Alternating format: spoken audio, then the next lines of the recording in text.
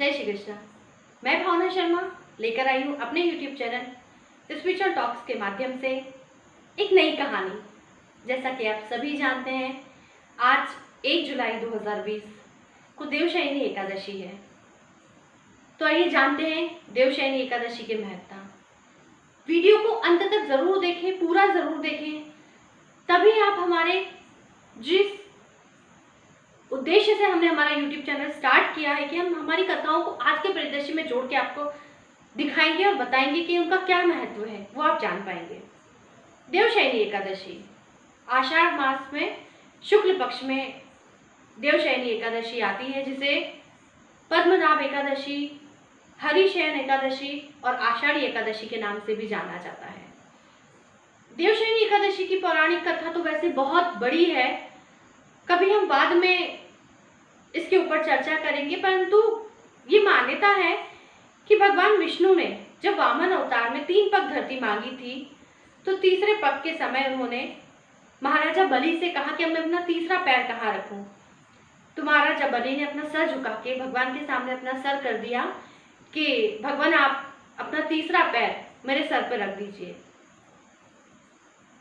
भगवान के पैर रखने से राजा बलि पाताल लोक में चले गए और भगवान इतने ज्यादा खुश हो गए महाराजा बलि से कि जब महाराजा बलि से भगवान ने कहा कि मांगो, आप क्या मांगना चाहते हो, तो महाराजा बलि ने भगवान को ही मांग लिया कि भगवान आप ही मेरे पास आ जाएं।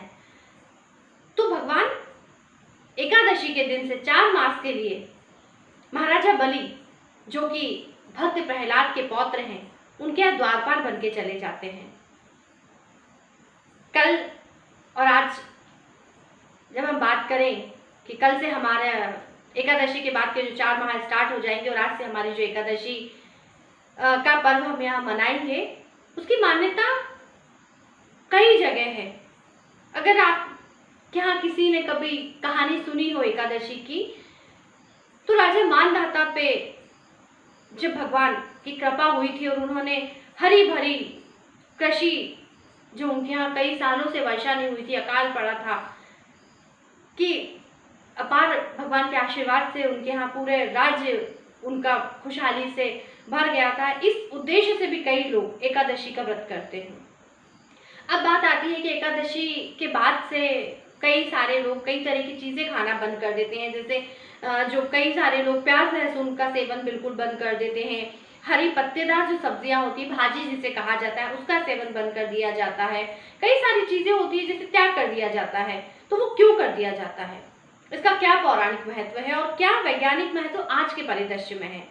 तो पौराणिक महत्व तो जैसे हमारे भगवान शयन में चले गए हैं, तो वो कई सारी चीज़ों का भगवान सेवन हमारे नहीं करेंगे, वो पाताल लोक में है, वे पहरेदार बन के, द्वारपाल बन के अपनी भूमिका निभा रहे हैं। तो जो उनके भक्त हैं वे भी कई सारी मीठी चीज़ों का त्याग कर देते हैं, इन सारी चीज़ों का त्याग कर देते हैं। इसी तरह से उनके भक्त भी इन चीज़ों का त्याग कर देते हैं।